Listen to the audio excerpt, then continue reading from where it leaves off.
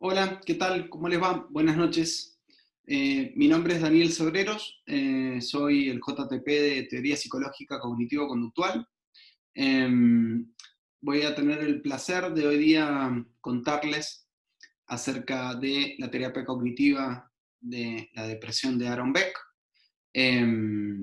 Es realmente uno de los autores que entre él y Ellis fueron los que revolucionaron la terapia cognitiva. De hecho, les voy a ser sincero, son los autores que más admiro, más me gustan.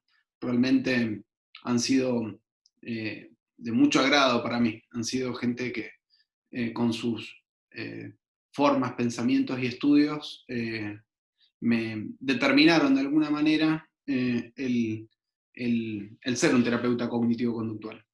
Así que nada, sin más preámbulos, les voy a ir contando un poco qué es lo que piensa Aaron Beck. Eh, Acá tenemos, vamos a empezar desde acá. La terapia cognitiva de Beck empieza como un estudio en su momento, tanto él como Ellis fueron psicoanalistas, fueron personas que se formaron dentro del psicoanálisis y luego empezaron a encontrar, particularmente en sus terapias, que había una serie de problemas que no le ayudaba a resolver el psicoanálisis en este sentido a sus pacientes. Beck,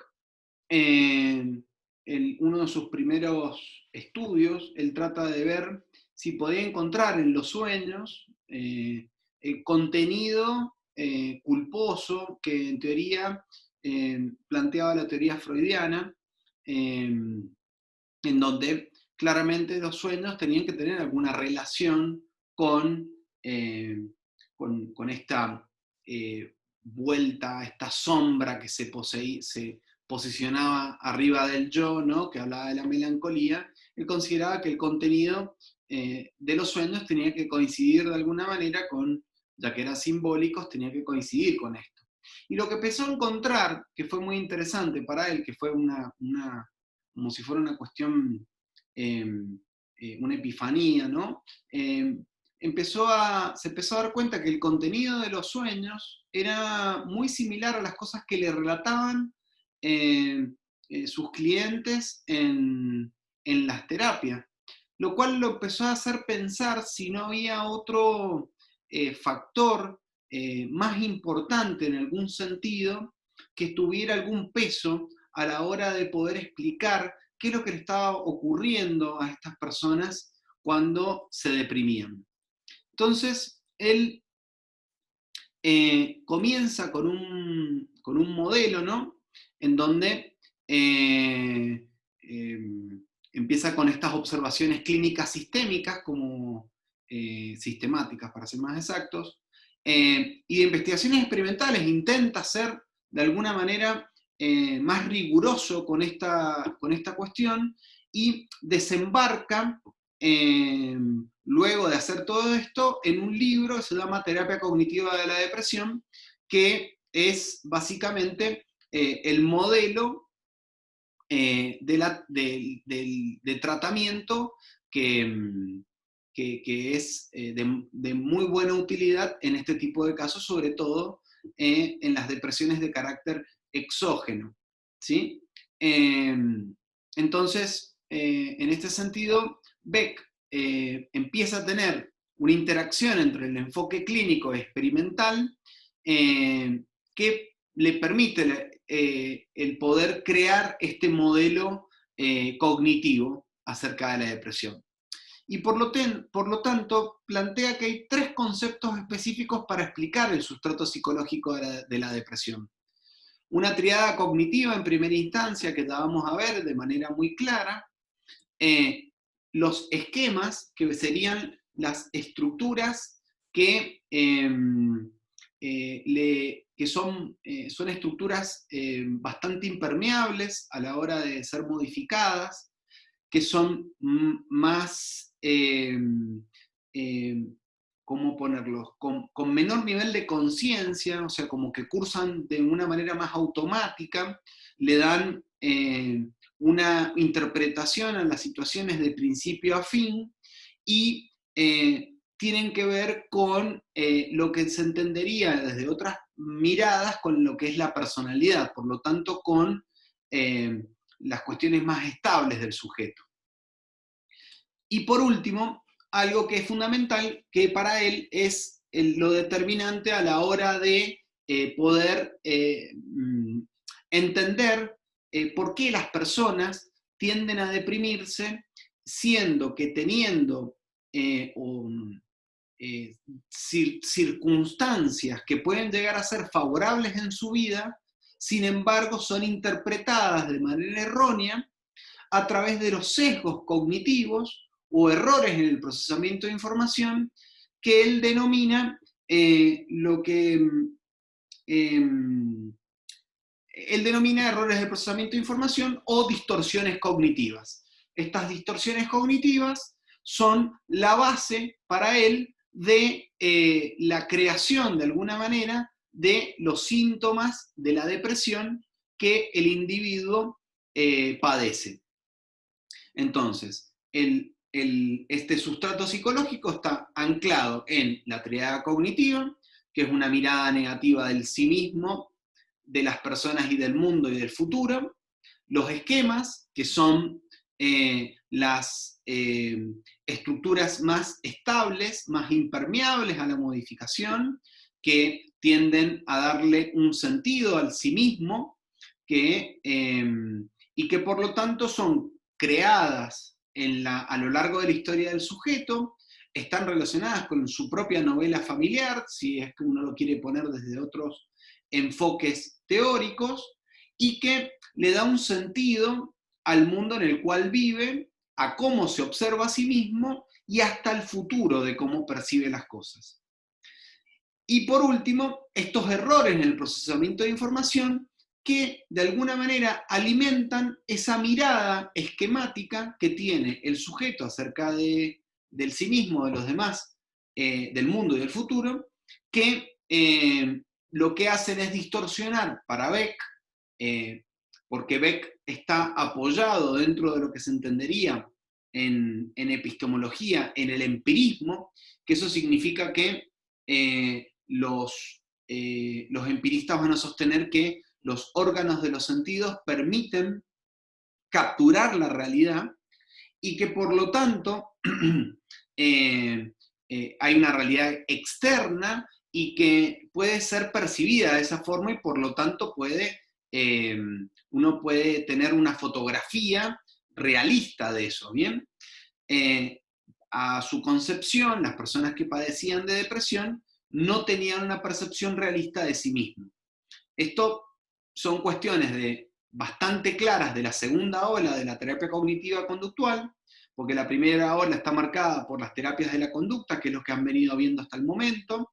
En la segunda ola empiezan las terapias cognitivos conductuales, para ser más exacto, cognitivas, y luego empiezan en la tercera ola las terapias ya más constructivistas que definen una percepción de la realidad construida, en vez de una realidad que puede ser accesible, externa, si no se empieza a considerar que la realidad se construye a partir de la interacción con esa realidad. Pero tanto Ellis como Beck, uno a través del racionalismo y otro a través del empirismo, van a considerar que a través de esas formas, uno a través de la lógica, el otro a través de los datos, pueden acceder a una realidad que es externa al individuo y que por alguna característica en particular, tal vez posiblemente él va a señalar por su historia de vida, no puede verla de manera objetiva. Lo cual ha sido cuestionado, pero es importante que ustedes lo entiendan y lo sepan. Como les decía, hay una triada cognitiva. Esta triada cognitiva consiste en 3 patrones cognitivos principales que inducen al paciente o al cliente, depende de la denominación donde lo quieran ver. Nosotros coloquialmente usamos mucho la palabra paciente, pero en realidad el término correcto es cliente.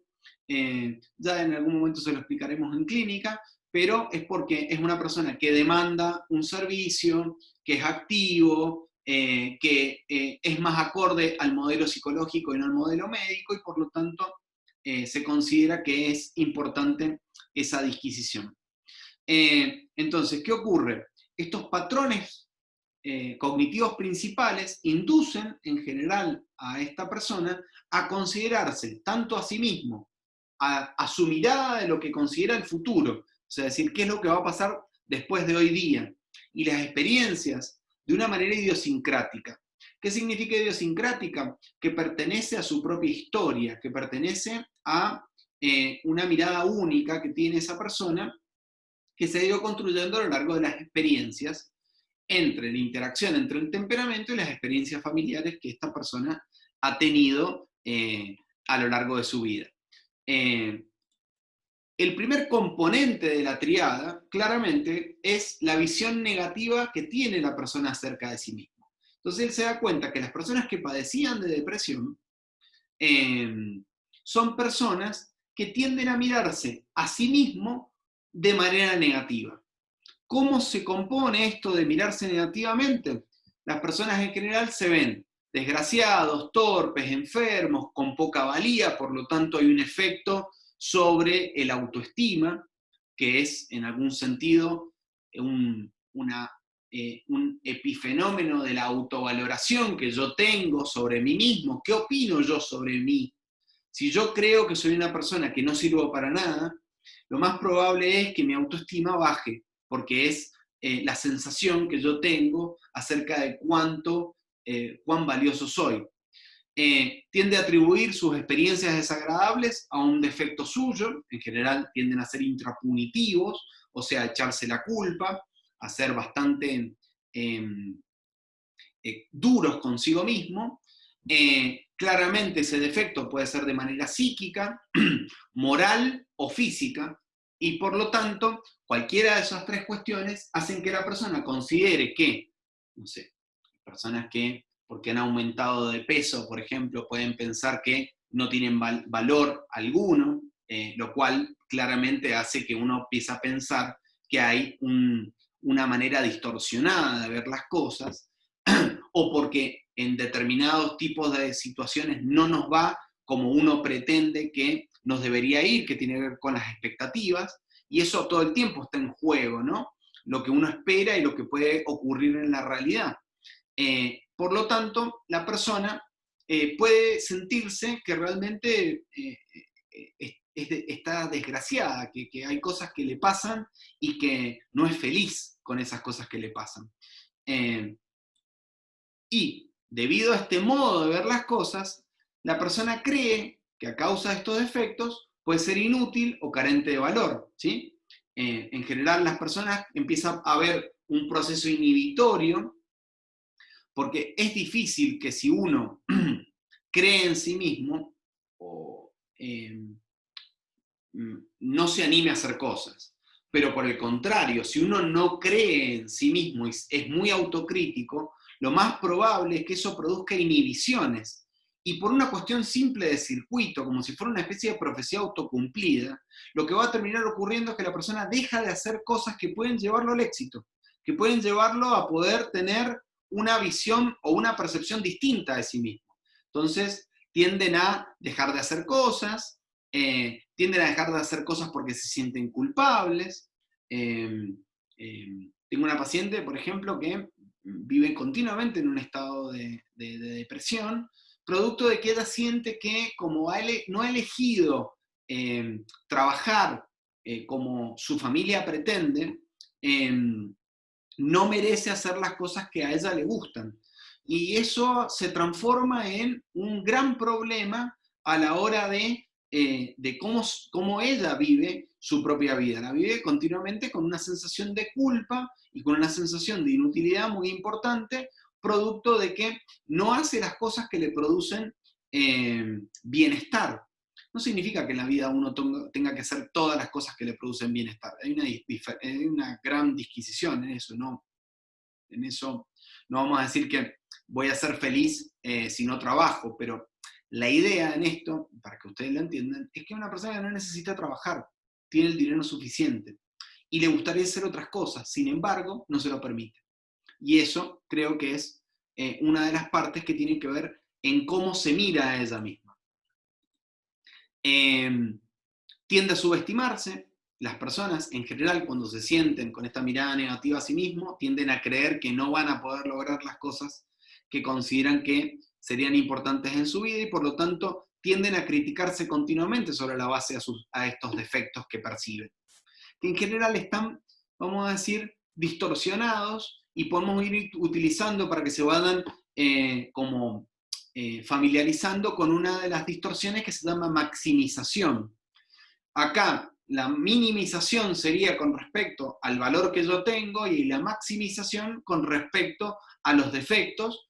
Es una forma de distorsión cognitiva que sustenta la base de cómo se va a mirar la persona a sí misma. Por último, piensa que carece de los atributos que considera esenciales para lograr la alegría y la felicidad. Como les contaba, en realidad el gran problema en esta cuestión es que la gente deja de hacer cosas que le producen bienestar. Se meten simplemente en hacer las cosas que deben hacer y no las que quieren hacer. Y eso tiende a ser un gran problema, porque tiene que haber, en algún sentido, una balanza equilibrada entre el deber y el querer. Si las personas solo hacen lo que deben, lo más probable es que empiecen a sentirse angustiadas, ansiosas, incómodas o sobre todo infelices. Por lo tanto, tiene que haber una ecuación de equilibrio entre lo que yo tengo que hacer o debo hacer y lo que me gustaría hacer. Y eso creo que es bastante fundamental y es muy claro a la hora de después poder hacer cambios con respecto a cómo las personas interpretan su propio mundo para luego poder ir adquiriendo hábitos más saludables de pensamiento y sobre todo la posibilidad de poder hacer cosas que produzcan bienestar en ellos, ¿sí? Porque al fin y al cabo la felicidad es una combinación de poder hacer cosas que nos producen bienestar y la capacidad de poder resolver problemas. Cuando las personas no pueden resolver problemas porque se sienten o piensan que no los pueden resolver, que se subestiman, no se enfrentan, se inhiben y además dejan de hacer las cosas que le producen bienestar, no se acercan, no hacen las cosas que pueden producirle felicidad, terminan sintiéndose muy tristes y deprimidos. Entonces, tenemos un segundo componente de la triada cognitiva, que hay una tendencia en las personas que padecen depresión a interpretar las experiencias de una manera negativa. Es decir, las cosas que me pasan en el mundo se ven de manera negativa. ¿Y cómo lo ven al mundo este que está pasando? Parece que el mundo todo el tiempo le está haciendo demandas exageradas o que le presenta obstáculos insuperables, lo va a plantear Beck. Como que todas estas cosas que le pasan son imposibles para que esa persona pueda alcanzar los objetivos o metas que se propone en la vida. Y por lo tanto, interpreta sus interacciones con el entorno, tanto vivo o inanimado, es decir, de la gente que lo rodea o de las cosas que le pasan, ¿sí? En términos de relaciones de derrota o frustración, como que se me rompe el auto y me sale todo mal, yo no lo puedo arreglar, esto va a ser imposible, me arruinó el día, cuando en realidad los problemas ocurren, a todas las personas nos pasan problemas, y uno tiene que tratar de ver cómo los resuelve. Ahora, ¿qué ocurre en la mirada característica de una persona que padece de depresión? Es que considera que esos obstáculos solo le pasan a sí mismo y que el resto son felices y que en general estas cosas solo le pasan a ellos por una cuestión de desgracia o de mala suerte, y no entendiendo o no pudiendo lograr hacer la unión entre la forma en que interpretan las cosas, cómo miran el mundo, porque si yo miro el mundo, como dice mi viejo, dice, si tienes un problema y tienes solución, ¿de qué te haces problema? Y si tienes un problema, pero no tienes solución, ¿de qué te haces problema? Lo cual me parecía como siempre una idea muy sencilla y muy clara, que es que los problemas tienen solución, y cuando algo no tiene solución, no tiene por qué ser un problema.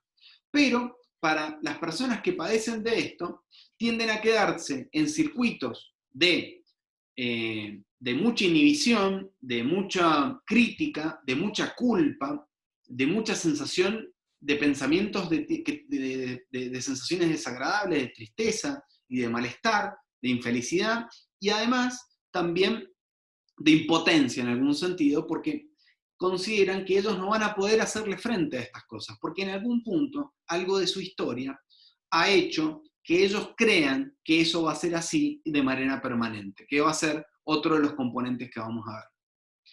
Por lo tanto, las interpretaciones negativas se hacen evidentes cuando se observa cómo construye la persona las situaciones en una dirección negativa, aun cuando pudiera hacerse interpretaciones alternativas que sean más creíbles, más plausibles, ¿sí? O sea, yo puedo pensar que me va mal solo a mí, y cuando en realidad nos puede estar yendo mal a mucha gente.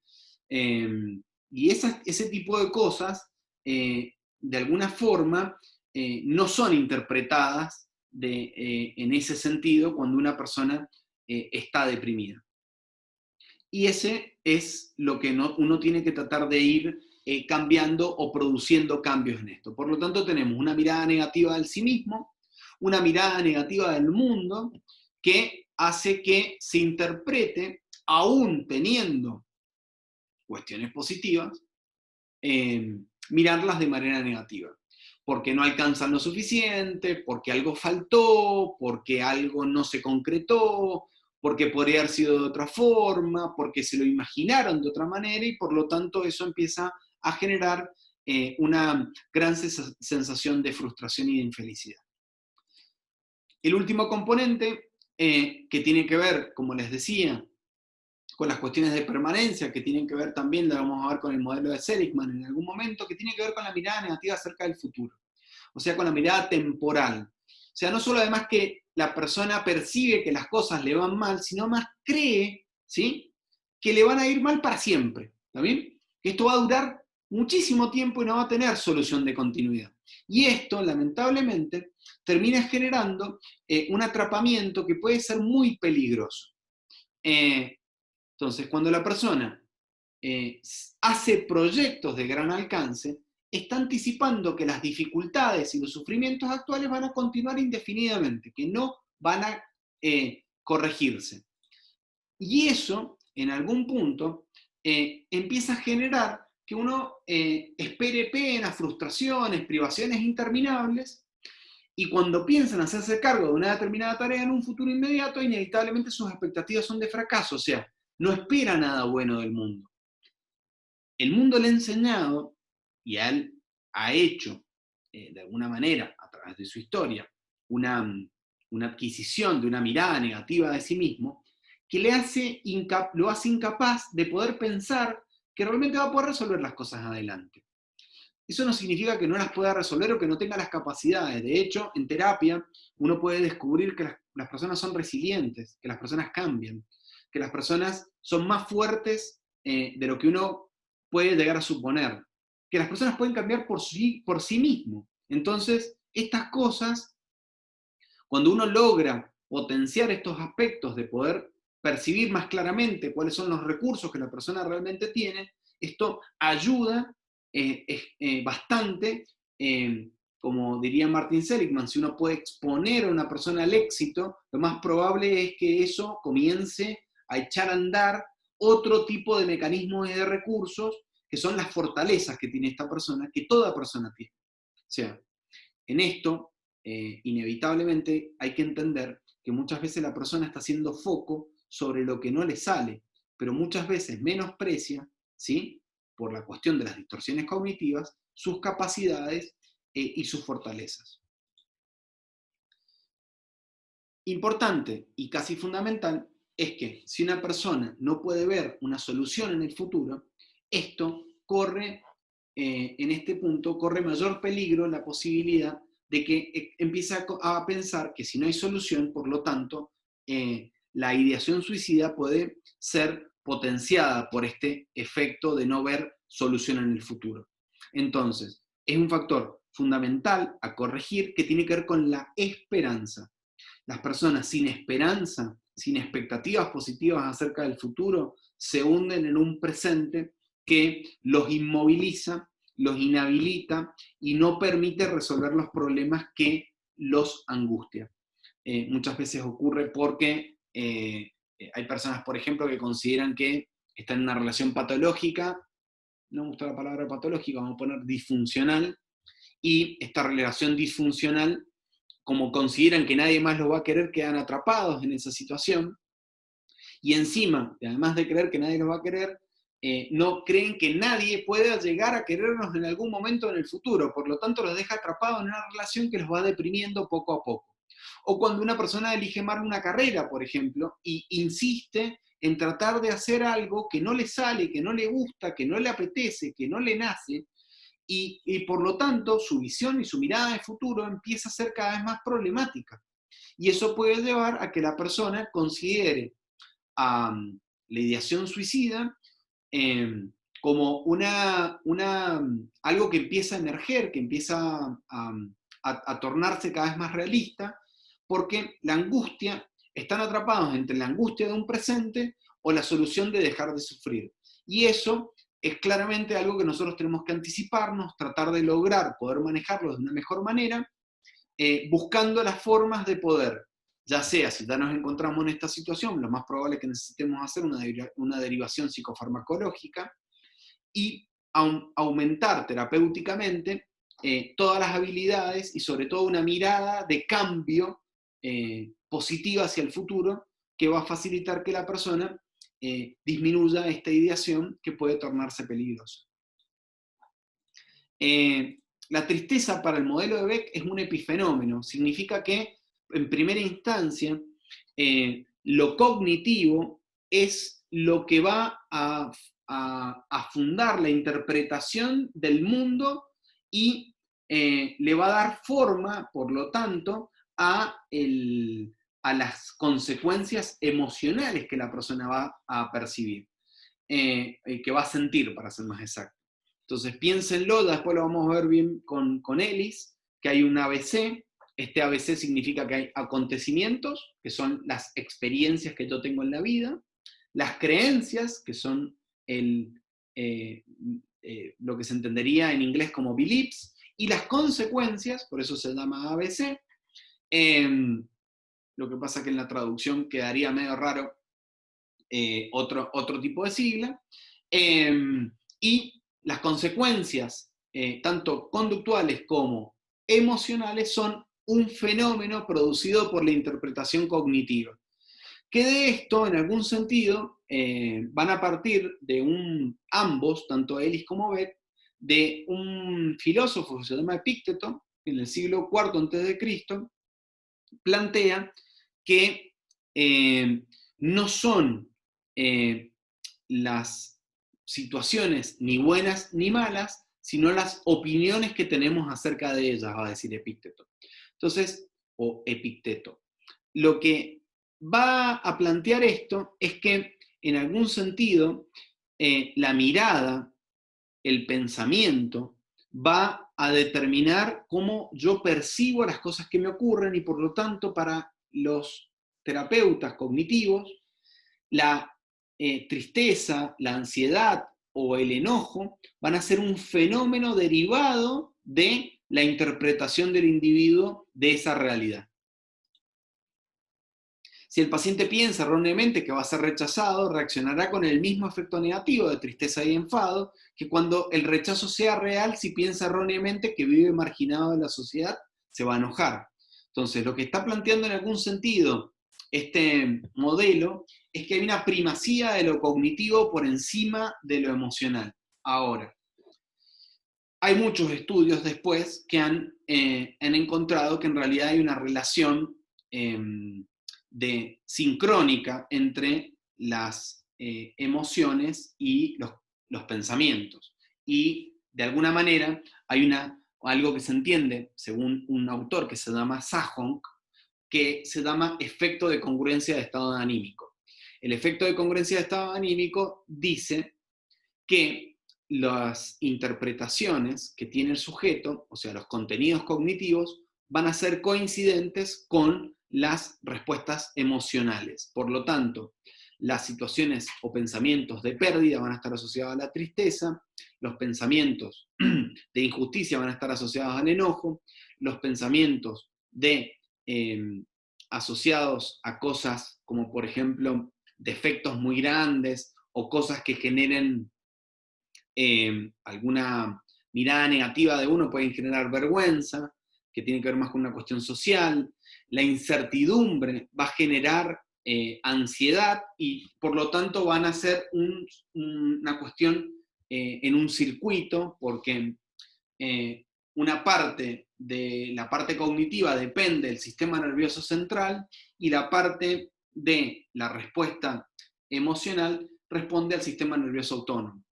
Estos dos cerebros coexisten, no pueden ser divididos solo en términos teóricos, pueden ser divididos, pero para los cambios, Ellis, tanto como Beck, consideraron que el foco tenía que ser puesto sobre lo cognitivo y no sobre la parte emocional. Por lo tanto, consideran, al fin y al cabo, a las emociones como un fenómeno, un epifenómeno, que se desprende de la cognición. Van a haber síntomas motivacionales en las personas que padecen de depresión, por lo tanto van a tener poca voluntad, deseos de escape o de evitación de las situaciones que los ponen incómodos o que no pueden resolver. También pueden explicarse como consecuencia de las cogniciones negativas que tienen, claramente. La poca fuerza de voluntad viene provocada por el pesimismo y la desesperación del paciente. Si esperamos un resultado negativo, no puede comprometerse a realizar una tarea determinada, claramente. Si yo creo que no puedo resolver el problema, ¿para qué me voy a encomendar en hacer algo si me va a salir mal? Entonces prefiero no hacerlo, lo evito. Y eso es uno de los grandes circuitos de profecías autocumplidas que terminan condenando a la persona a vivir en una situación en donde no resuelve sus problemas y su tristeza va en aumento y su desmotivación también va en aumento. Van a haber síntomas motivacionales que pueden estar asociados a los deseos de suicidio, pueden entenderse como la expresión extrema del deseo de escapar a lo que parece ser los problemas irresolubles, a una situación que es intolerable, como ya contábamos en algún momento. Y la persona con depresión puede verse a sí mismo como una carga inútil, como que a todo el mundo le resulta un problema y que por lo tanto lo mejor que podría llegar a pasar es que no exista, ¿sí? Ese tipo de cosas es porque distorsionan de alguna manera las formas en las cuales los demás lo ven.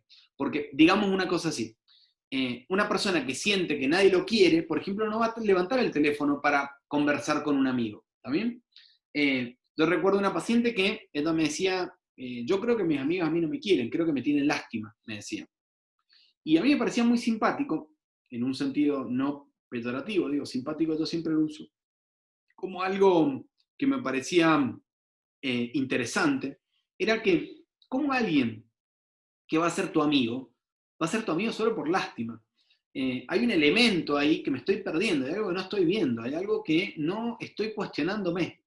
La gente que me tiene lástima, no sé, me dará plata, no sé, pero no va a construir una amistad de interés, no va a querer estar conmigo. Es porque obviamente ella no podía percibir los aspectos muy fuertes que tenía. Es una persona muy buena, es una persona muy cariñosa, es una persona que cuida de sus amistades y que tiende a ver solo el lado vacío, por así ponerlo, del vaso, ¿no?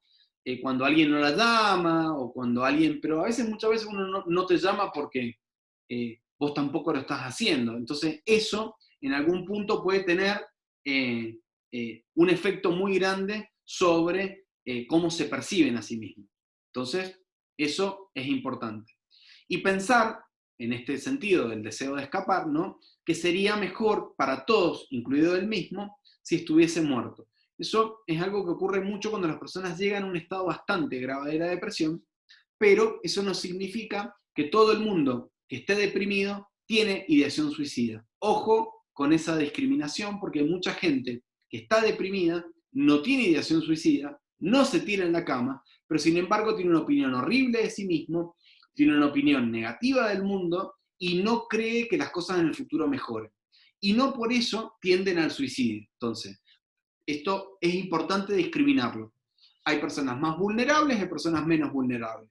Pero en ese caso, lo importante es tener en cuenta cómo son estas tres miradas en ese sentido. Por lo tanto, va a haber una creciente dependencia en donde se puede entender en términos cognitivos que se ve como una persona inepta, dado que sobreestima la dificultad de las tareas y espera fracasar en todo. Entonces, así tiende a buscar la ayuda y la seguridad de otras personas que él considera más competentes o capacitados, ¿sí? O sea, los demás son súper capaces, pero yo no.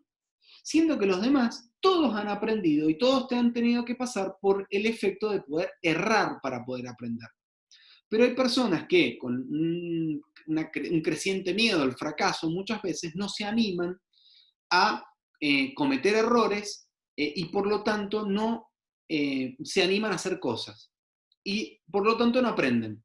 Y al no aprender terminan atrapados en un circuito que no facilita el éxito. Porque uno puede fracasar muchas veces, pero no existen las personas que sean buenas para nada. Y de hecho, del fracaso se aprende, porque el fracaso es un elemento constitutivo de la existencia. De hecho, toda nuestra evolución tiene que ver con algún punto, con ensayo y error, con cosas que han ido sirviendo, funcionando y otras que no.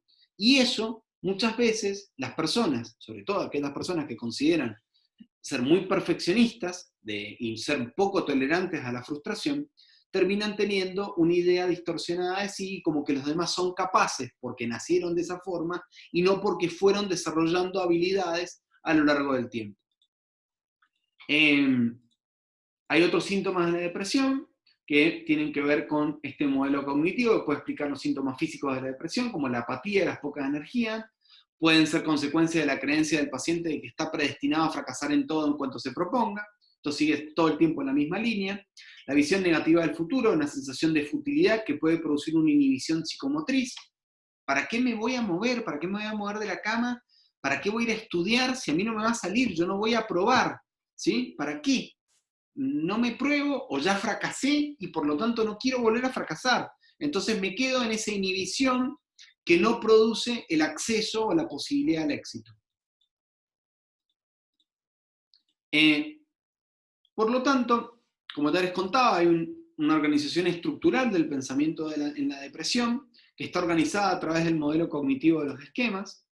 Este concepto se utiliza para explicar por qué se mantiene a la persona en un estado de depresión, ¿bien? Y por qué tiene actitudes que lo hacen sufrir y son contraproducentes, incluso en contra de la evidencia objetiva de que existen factores positivos en su vida. Es porque de alguna manera lo que ha ocurrido a lo largo del tiempo es que esta persona ha aprendido con estas experiencias a no creer en sí mismo, a creer de manera negativa que las cosas no cambian en el futuro, que el mundo está lleno de obstáculos y que es una persona incapaz o carente de poder hacerle frente a esas cuestiones. Entonces, cualquier situación está compuesta por un amplio conjunto de estímulos y ¿cuál es el problema? Es que el individuo hace un sesgo y por lo tanto atiende selectivamente a estímulos que son específicos, los combina y para conceptualizar una situación. Entonces, yo tengo una situación que puede ser neutra, ¿está bien?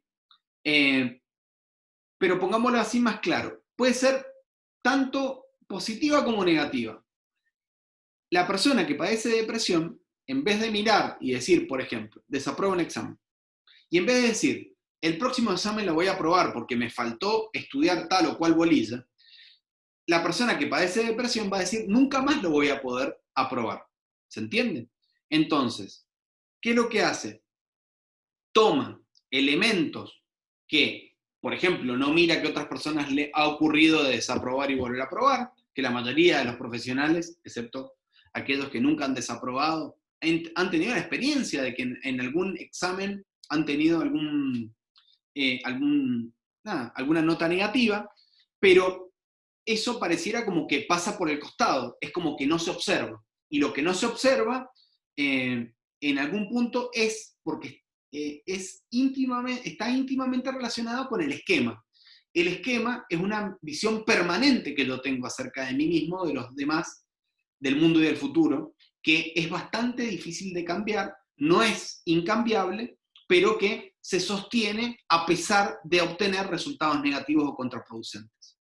Por lo tanto, vamos a entender que son ciertos patrones cognitivos relativamente estables que constituyen la base de la regularidad de las interpretaciones, o sea, decir que regularmente interpreto de esa forma las cosas, acerca de un determinado conjunto de situaciones. El término esquema designa estos patrones cognitivos estables, ¿sí? Después vamos a verlo con Jeffrey Dunn, que es un poco más claro, que de hecho es un seguidor en algún punto de las teorías de Beck, las profundiza, sobre todo el tema de los esquemas, pero lo importante acá es que entiendan que hay como si fuera una especie de estructura de interpretación cognitiva que hace que las situaciones, por más que puedan llegar a tener aspectos positivos a ser observados, no sean observados o que se distorsionen. El funcionamiento del esquema, al fin y al cabo, cuando una persona se enfrenta a una circunstancia, el esquema es la base para transformar los datos en cogniciones. Entonces, ¿qué es esto? Podemos entender que pueden ser definidas como cualquier idea, contenido verbal o gráfico. Eso significa que pueden ser palabras o imágenes. Eso hace que mi experiencia, o sea, por ejemplo, yo he tenido un par de errores en esta filmación o video. Si yo tuviera un esquema estable, lo que estaría mirando es que no podría presentar este video porque esos errores son, como así, superlativos a la cantidad de cosas que puedo haber explicado bien durante todo el video. Pero ¿cómo yo me voy a permitir a tener un error? Y por lo tanto, prefiero borrarlo y no presentarlo directamente. O hago tantos videos como para que me salga perfecto y no haya ningún tipo de error, lo cual tampoco es humano. Por lo tanto, el esquema constituye la base para localizar, diferenciar y codificar el estímulo con que se enfrenta el individuo. Entonces, yo tengo una relación con el entorno, una relación con una situación en particular, la cual va a ser interpretada, ¿bien?, diferenciada y codificada de otras situaciones con las que el individuo va a enfrentarlas y que tienen que en general ser coherentes con el esquema porque el esquema es idiosincrático. ¿Qué significa que algo sea idiosincrático? Que me define a mí como yo mismo, como mi persona, como mi personalidad. O sea, la idiosincrasia es quien yo soy. Y al fin y al cabo, quien yo soy es muy definitivo.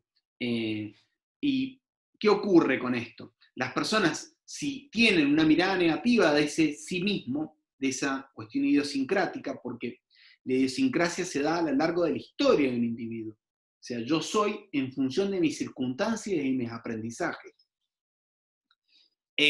Por lo tanto, este esquema que categoriza y evalúa las experiencias por medio de una matriz de esquemas. Entonces, cuando ocurre algo, yo con esta matriz de esquemas, lo que hago es someter la evaluación, codificarla y categorizarla en algún sentido, que lo que termina ocurriendo es que yo puedo terminar concluyendo que una experiencia que podría ser tanto positiva como negativa, sea negativa simplemente, y no mirar aspectos que pueden llegar a ser positivos de eso. Como por ejemplo, en el caso de alguien que desaprueba, decir, bueno, atravesé la mesa de examen, conocí lo que era el examen que habían visto, ya vi a los profesores cómo preguntan, y la verdad que considero que la próxima vez puedo aprobar. Ese tipo de cosas, cuando una persona padece de depresión, tiende a evitarlo y tiende a mirar solo las cosas que son negativas de esa situación. Por lo tanto, los tipos de esquemas empleados determinan el modo en que un individuo estructurará las distintas experiencias. Un esquema puede permanecer inactivo durante un muy largo periodo y un evento estresante específico, ¿sí?, ambiental, puede dispararlo, puede activarlo. Entonces, yo puedo no sentir que esto me incomoda ni nada por el estilo. Pero sin embargo ocurre una situación, por ejemplo, vengo muy bien, estoy en pareja, y mi pareja me dice que no me ama más, ¿sí? Ese esquema que configura esta cuestión tripartita, esta triada cognitiva, puede encenderse y comenzar a interpretar las situaciones de una manera definitiva. Por ejemplo, puedo pensar que si mi pareja no me quiere, nadie más me va a querer. O que además, que si mi pareja no me quiere, mi mundo además es un desastre. O que además no me quiere porque soy una persona desagradable, mala, torpe, ¿se entiende? Entonces, ese tipo de cosas son las que hacen que estos esquemas que pueden permanecer inactivos, cuando se activan, toman ¿cómo decirlo? Toman el control cognitivo y determinan directamente la manera de responder de la persona ante las situaciones. ¿Sí? Entonces, el esquema, vuelvo a decir, al ser idiosincrático, a lo largo de toda la vida se va formando, es bastante impermeable, de alguna manera, a las experiencias, toma el control y puede en algún momento activarse por una situación de carácter estresante. Los estados psicopatológicos, tales como la depresión, las conceptualizaciones de los pacientes acerca de determinadas situaciones se distorsionan de tal modo que se ajustan a los esquemas inadecuados prepotentes, ¿sí? O sea, decir, que lo que podemos llegar a... que en realidad yo creo que está mal puesto, ahí yo le voy a decir que son los esquemas inadecuados preexistentes, ya lo voy a corregir en el Power para que quede bien. Lo que hay que pensar es que lo que ocurre es que hay un emparejamiento ordenado del esquema, adecuado con un estímulo concreto que se va alterando por la intrusión de los esquemas idiosincráticos activos. Entonces, ¿qué significa? A pesar de que hay otras cosas que me van bien, como a mí me dejó alguien y no me quiere, yo empiezo a pensar que nadie más me va a querer o que nadie me quiere, ¿sí? Entonces, empiezo a mirar solo mis defectos y no las cosas o los aspectos centrales fuertes que yo puedo llegar a tener como persona.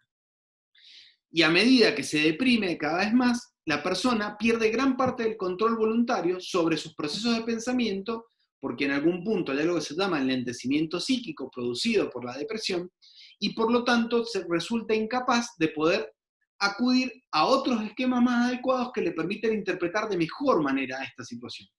Que es que en terapia uno empieza a ir desenvolviendo de alguna manera, ayudando a la persona para que pueda encontrar estos esquemas más adecuados.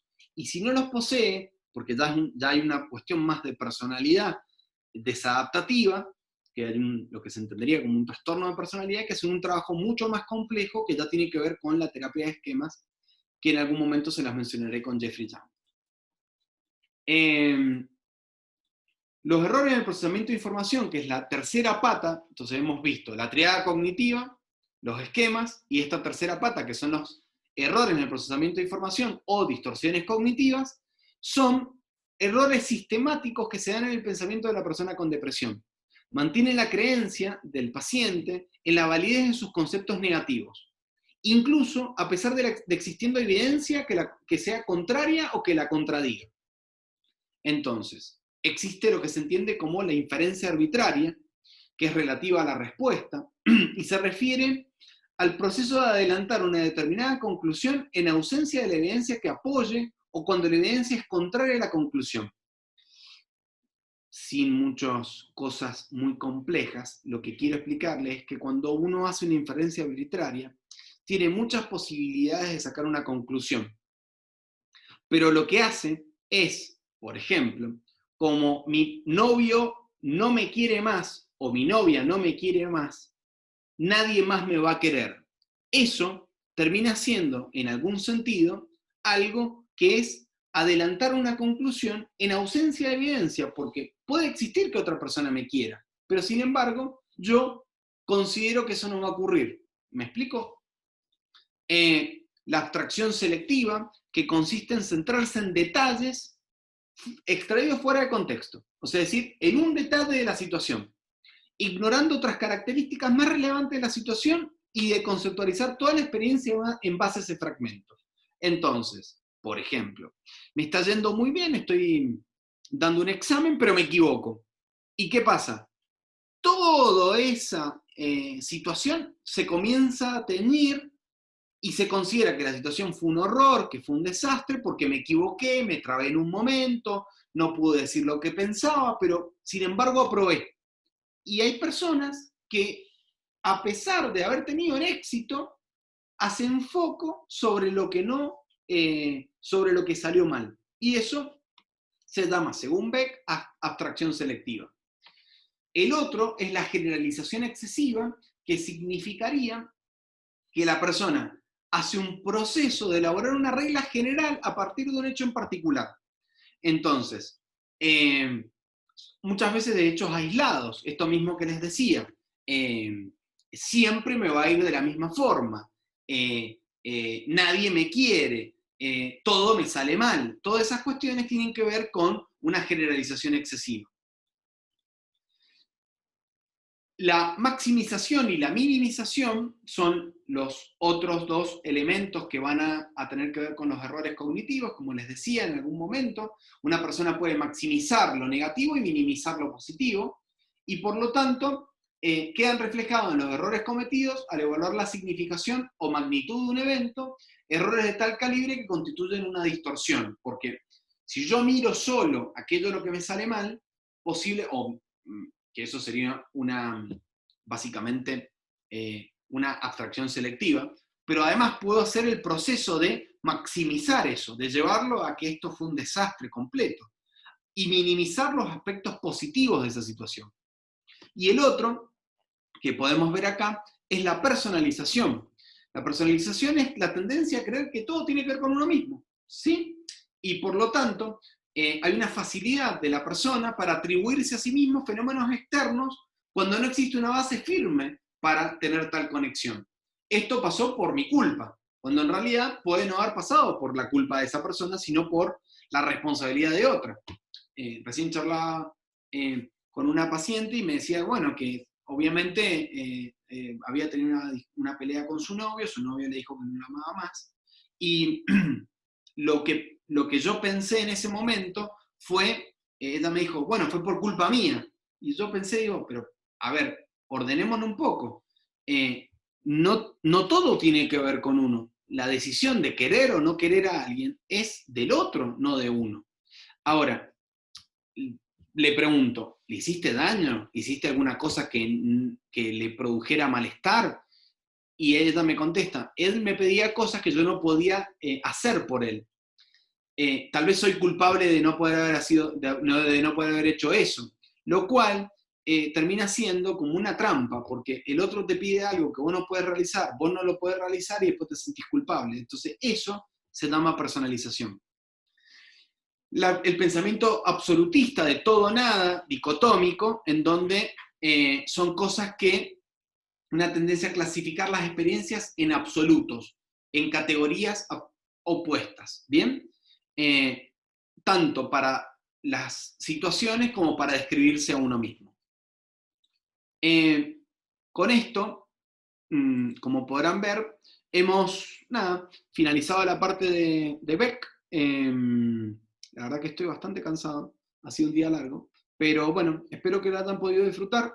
Para mí siempre es un placer hablar de Beck y espero que haya sido claro. Cualquier cosa, tienen los correos electrónicos, tienen los foros, tienen los chats y nos pueden hacer algún tipo de comentario. Bueno, los dejo, que tengan un bonito día, cuídense.